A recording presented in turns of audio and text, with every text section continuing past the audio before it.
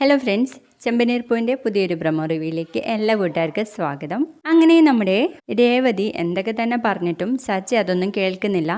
സച്ചിക്ക് ഒരേ ഒരു വർത്താനം മാത്രമേ പറയാനുള്ളൂ കേട്ടോ, എൻ്റെ ഭാര്യ ഞാൻ പറഞ്ഞത് കേൾക്കുന്നില്ല എന്ന്. അതും പറഞ്ഞുകൊണ്ട് അവിടെ കിടക്കുന്ന സോഫയിൽ കയറി കിടന്നുറങ്ങാണ്. ഇതും കണ്ടുകൊണ്ടാണ് നമ്മുടെ രവി രാവിലെ എഴുന്നേറ്റ് വരുന്നത്. അപ്പോഴേക്കും നമ്മുടെ രേവതി ഒരു കപ്പ് കാപ്പി ഉണ്ടാക്കി കൊടുക്കുന്നുണ്ട്. അതും കുടിച്ചിട്ട് നമ്മുടെ രവി പറയുന്നുണ്ട്, മോള് വന്നതിന് ശേഷം ഞാൻ സമാധാനമായിട്ട് ഒന്ന് ഉറങ്ങിയിട്ടുള്ളത് എന്ന്.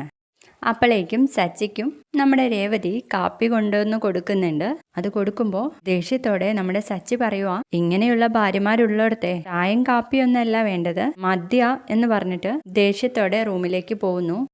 കാറിൻ്റെ കീ അപ്പോൾ ബെഡിലിട്ടിട്ട് പോവാണ് കേട്ടോ. അപ്പോൾ അത് രേവതി എടുത്തു വെക്കുന്നുണ്ട്.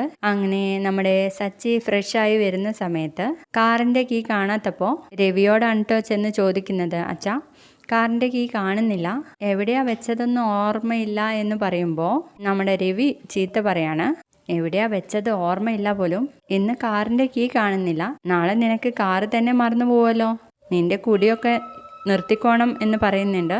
അപ്പോഴേക്കും നമ്മുടെ രേവതി ആണെങ്കിൽ ആ കീ കൊണ്ടുവന്ന് കൊടുക്കുകയാണ്. അത് രേവതിയുടെ കയ്യിൽ കാണുമ്പോൾ തന്നെ നമ്മുടെ സച്ചിക്ക് ദേഷ്യം കൊണ്ട് ആ കീ ഇങ്ങ് തട്ടിപ്പറിക്കുകയാണ് കേട്ടോ.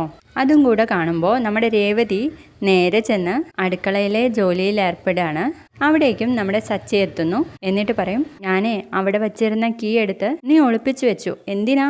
ഇന്നലെ ഞാൻ കുടിച്ചു വന്നത് അച്ഛനെ അറിയിക്കാൻ വേണ്ടിയല്ലേ എന്നങ്ങ് ചോദിക്കുന്നതും നമ്മുടെ രേവതി പറയും, എന്തിനാ ഇപ്പോൾ ഇങ്ങനെ കുടിച്ചു വന്നിട്ട് ശരീരം നശിപ്പിച്ചിട്ട് എന്ന് പറയുമ്പോഴേക്കും, നിർത്തടി, എൻ്റെ ഭാര്യ ഞാൻ പറഞ്ഞത് കേട്ടില്ല, എൻ്റെ മനസ്സേ നീറിപ്പോകുകയെന്ന് പറഞ്ഞിട്ട് സച്ചി അങ്ങ് പോകുക.